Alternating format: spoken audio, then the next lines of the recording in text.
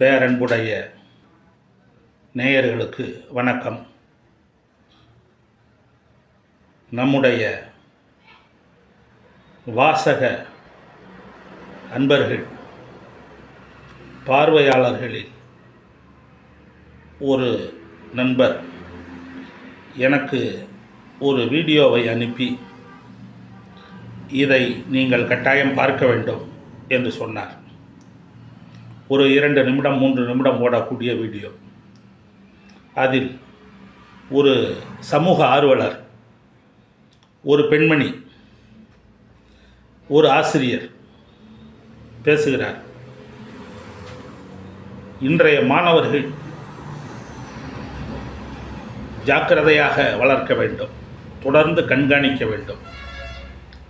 வக்கர புத்தி உடையவர்களாக இருக்கிறார்கள். போதை மருந்துகளுக்கு ஆட்படுகிறார்கள். நாம் அவர்களை தீவிரமாக கண்காணிக்க வேண்டும். கொலைவெறியோடு இருக்கிறார்கள் என்று கவலை தெரிவித்தார்.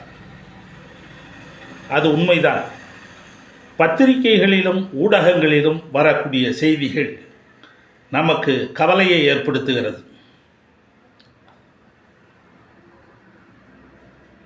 மோட்டார் சைக்கிளில் மிக வேகமாக ஓட்டுகிறார்கள். பீதியை ஏற்படுத்தக்கூடிய அளவுக்கு விரைவாக செல்லுகிறார்கள். மது அருந்திவிட்டு காரில் தீபாவளி, பொங்கல் போன்ற விடுமுறை தினங்களில் சென்று விடுமுறையில் கொண்டாட்டத்திற்காக சென்று விபத்தில் சிக்கி மரணித்து விடுகிறார்கள். பெற்றோர்கள் 10 மாதம் சுமந்து பெற்று படாத பாடுபட்டு வளர்க்கிறார்கள். அது மட்டுமல்ல, கணினி கல்வி, மருத்துவ கல்வி, பொறியியல் கல்வி பல லட்சம் ரூபாய் செலவு செய்து மேல்நிலைப்பள்ளி, உயர்நிலைப்பள்ளி வரை ஒரு ஆண்டும் 1 லட்சம் ரூபாய், 2 லட்சம் ரூபாய் செலவு செய்கிறார்கள். பிறகு கல்விக்கும் உயர்கல்விக்கும் 20 லட்சம் ரூபாய், 30 லட்சம் ரூபாய் என்று செலவு செய்கிறார்கள்.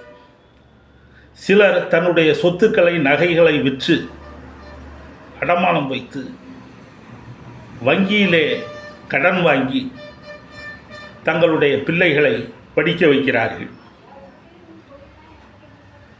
ஆனால் அவர்களுக்கு எந்த கஷ்டமும் தெரிவதில்லை.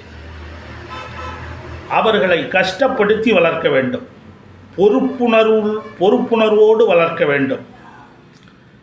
இந்த இடத்தில் ஒன்றை நாம் கவனமாக சிந்திக்க வேண்டும். தனியார் பள்ளிகளில், கல்லூரிகளில் சேர்ப்பது எதற்காக? நம்முடைய குழந்தை உயர்ந்த பதவிக்கு கலெக்டராக வேண்டும், IAS IPS முடிக்க வேண்டும், பெரிய மென்பொறியாளராக வர வேண்டும், மருத்துவராக வர வேண்டும், கோடிக்கணக்கிலே சம்பாதிக்க வேண்டும், பெரிய பதவிக்கு வர வேண்டும் என்பதனால் மட்டும் பெற்றோர்கள் தங்கள் குழந்தைகளை தங்கள் சக்திக்கு மீறி செலவு செய்து படிக்க வைக்கவில்லை. தனியார் துறையில், தனியார் கல்லூரியில் சேர்க்கவில்லை. இன்னொரு முக்கியமான காரணம் இருக்கிறது. அவர்களுக்கு வன்முறையான பேச்சு, வன்முறையான நடவடிக்கைகள் இருக்கக்கூடாது. அன்பாக, அமைதியாக அவர்கள் வளர வேண்டும். ஒழுக்கத்தோடு இருக்க வேண்டும். மரியாதை தெரிய வேண்டும். அந்த பையனா ரொம்ப நல்ல பையன், அவங்க பெற்றோர்கள், அவங்க அப்பா அம்மா அவங்கள நல்ல விதமாக வளர்த்துருக்காங்க, அந்த மாதிரி பையனை பார்க்க முடியாது அப்படின்னு பேர் எடுக்கணும். இன்னும் சொல்லப்போனால் தன்னுடைய பையனை, அந்த பையனை பாடுறா, அவன் எப்படி இருக்கான் பார் அப்படின்னு சொல்லக்கூடிய அளவுக்கு அவன் ஒழுக்கத்தோடு, மரியாதையோடு வாழ வேண்டும், வளர வேண்டும். படிப்பு வரலனாலும் பரவாயில்ல, படிப்பில் சுமாராக இருந்தால் கூட பரவாயில்ல, ஆனால் பையன் நல்ல பையனாக இருக்கணும், ஒழுக்கம் உள்ளவனாக, கட்டுப்பாடு உள்ளவனாக வளர வேண்டும். அதற்காகத்தான் தனியார் துறையில் தங்கள் பிள்ளைகளை பெற்றோர்கள் சேர்க்கிறார்கள். ஒரு எவ்வளவோ கஷ்டம் அந்த காலத்தில். நடந்து போவார்கள்.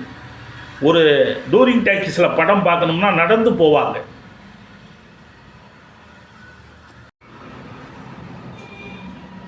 தன்னுடைய மாமனார் ஊருக்கு போக வேண்டும் என்றால் ஒரு கைக்குழந்தையை தூக்கி கொண்டு கணவன் முன்னே நடந்து போவார்.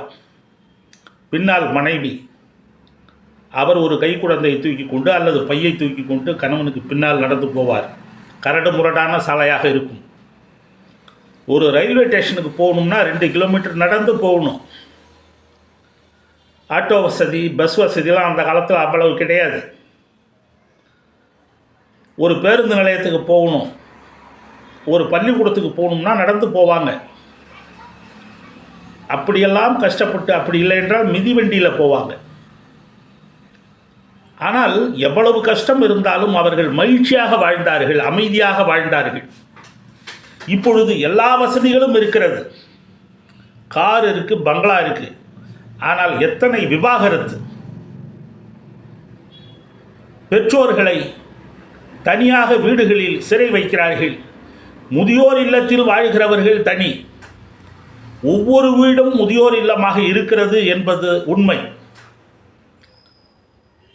இன்றைக்கு எல்லா வசதிகளும் இருக்கிறது, ஆனால் மனம் இல்லை. பணம் இருக்கிறது, மனம் இல்லை. மனம் இருந்தால் மார்க்கம் உண்டு. அந்த காலத்தில் எல்லா கஷ்டங்களும் இருந்தாலும் கூட மகிழ்ச்சியாக வாழ்ந்தார்கள், ஆரோக்கியமாக வாழ்ந்தார்கள்.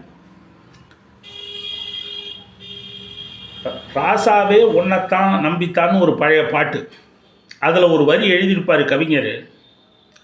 நான் பூ வச்சேன் பொட்டும் வச்சேன் வாழத்தான், நான் பூவோடு நர போல சேரத்தான் அப்படின்னு வரும். அதாவது எதுக்கு பூ வச்சேன், எதுக்கு பொட்டு வச்சேன் அப்படின்னா வாழத்தான்.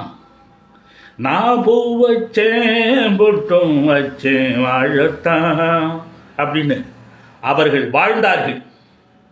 ஆனால் இப்பொழுது இருக்கிறவர்கள் வாழ்கிறார்களா என்பது பெரிய கேள்விக்குறி.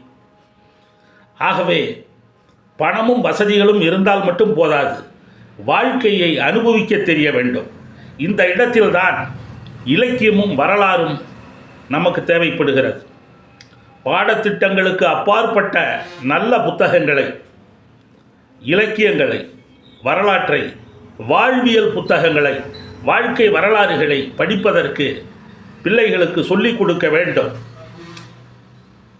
விடுமுறையில் நண்பர்களுடைய, உறவினர்களுடைய வீடுகளுக்கு செல்ல வேண்டும். சுற்றுலா அழைத்து செல்ல வேண்டும். புத்தக கண்காட்சிகளுக்கு அழைத்து செல்ல வேண்டும். பேராசிரியர்களுடைய வீடுகளுக்கு, அறிஞர்களுடைய வீடுகளுக்கு அழைத்து சென்று அவர்கள் பேசுவதை, அவர்களோடு நாம் உரையாடுவதை குழந்தைகள் கேட்க வேண்டும். இந்த பழக்கத்தையெல்லாம் ஏற்படுத்த வேண்டும். இன்றைக்கு ஒவ்வொரு மாவட்டத்திலும் புத்தக கண்காட்சி நடக்கிறது. அதையெல்லாம் அழைத்து சென்று குழந்தைகளுக்கு பழக்கப்படுத்த வேண்டும். நல்ல பழக்கங்கள், அறிஞர்களை, பெரியவர்களை தேடி போய் அவர்களுடைய பேச்சை கேட்க வேண்டும். அவர்களோடு உரையாடி மகிழ வேண்டும். படிக்கிற பழக்கத்தை, பாட புத்தகங்களுக்கு அப்பாற்பட்ட படிக்கிற பழக்கத்தை ஏற்படுத்தி கொள்ள வேண்டும். வாசிப்பு இயக்கம் வளர வேண்டும். வாழ்க்கை என்றால் என்ன, வாழ்க்கையின் அர்த்தம்தான் என்ன, நாம் எதற்காக வாழ்கிறோம் என்பதை தெரிந்து கொள்ள வேண்டும். பரபரப்பும் பதட்டமும் நமக்கு நோய்களைத்தான் தரும். நாம் ஓடைகளில் குளித்தோம், நதிகளில் நீராடினோம், ஆழம் விடுதுகளில் ஊஞ்சலாடினோம், விளையாடினோம், ஊரை சுற்றினோம், கூட்டாஞ்சோறு சாப்பிட்டோம். அந்த அற்புதமான அனுபவங்கள் எல்லாம் பொதுக்கூட்டத்தில் பல்வேறுபட்ட பேச்சாளர்களுடைய பேச்சை கேட்டோம். பலதரப்பட்ட எழுத்தாளர்களுடைய எழுத்தை ரசித்தோம். இந்த அற்புதமான பழக்க வழக்கங்கள் எல்லாம் இந்த காலத்து பிள்ளைகளுக்கு இல்லையே என்பதை நினைத்தால் பாவமாக இருக்கிறது, வருத்தமாக இருக்கிறது. ஆகவே குழந்தைகளை கவனிக்க வேண்டும். குழந்தைகளுக்காகவும் பெற்றோர்களுக்காகவும் நேரத்தை ஒதுக்க வேண்டும். ஆக அவர்கள் மீது தவறல்ல, பெற்றோர்களுக்கும் ஆசிரியர்களுக்கும் பெரும் பொறுப்பு இருக்கிறது. அவர்களை வளர்க்க தெரிய வேண்டும், வாழத் தெரிய வேண்டும். அவர்களும் பொறுப்புணர்ந்து நடக்க வேண்டும். அப்படி அவர்கள் பொறுப்புணர்ந்து நடக்க வேண்டும் என்றால் அவர்களுக்கு நல்ல பழக்க வழக்கங்களின் மீது ருசியை ஏற்படுத்த வேண்டும். அதற்கான சூழலை நாம் உருவாக்க வேண்டும். இந்திய எதிர்ப்பு போராட்டத்தில் ஈடுபட்டார்கள். சுதந்திர போராட்டத்தில் பெற்றோர்களுடைய பேச்சை மீறி கலந்து கொண்டார்கள். தங்கள் வாழ்க்கையே அழித்து கொண்டார்கள். அதில் கூட ஒரு நியாயம் இருந்தது. அவர்கள் நாட்டுக்காக பாடுபட்டார்கள். அரசியலில் ஈடுபட்டு யாரோ சில பேர் பதவிக்கு வருகிறார்கள், சம்பாதிக்கிறார்கள். ஆனால் லட்சக்கணக்கான பேர் தங்கள் வாழ்க்கையை அழித்துக் கொள்ளுகிறார்கள். எவனோ சம்பாதிக்கிறான், எவனோ பதவிக்கு வரான், நமக்கு என்னத்துக்கு?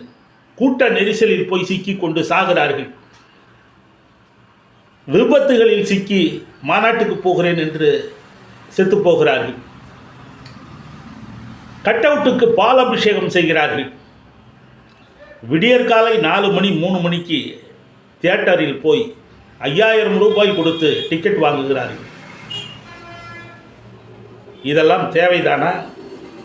போதை மருந்துக்கு அடிமையாகி கத்தியால் குத்தி பெற்றோர்களை, ஆசிரியர்களை கத்தி எடுத்து குத்தக்கூடிய அளவுக்கு போகிறார்கள். எவ்வளவு வக்கரமான செயல்களில் ஈடுபடுகிறார்கள். எவனோ சினிமா நடிக்கிறான், எவனோ கோடிக்கணக்காக சம்பாதிக்கிறான், இவன் போய் சாவுறான். பேராசிரியர் சத்யசீலன் சொல்லுவார், அவர் சினிமாவில் தொலைக்காட்சி நாடகத்தில் கதாநாயகி அழுவா. அதை பார்த்துட்டு நம்ம பொண்டாட்டி நம்ம வீட்டில் இவ அழுவா. நான் சொல்லுவேன், அடி ஆண்டி அவள் பணத்தை வாங்கிக்கிட்டு அழுவுறா, நீ ஆண்டி பணத்தை கொடுத்துட்டு அழுவுற அப்படிம்பார். அந்த மாதிரி வாழ்க்கையை அழித்து கொள்ளக்கூடாது. பயனுள்ள வாழ்வது ஒரு முறை. நம்முடைய பெற்றோர்களுக்காக, நம்முடைய குடும்பத்திற்காக முதலில் நாம் வாழ வேண்டும். பிறகு நம்முடைய சமுதாயத்திற்கு நல்ல விதத்தில் பயன்பட வேண்டும். That's me.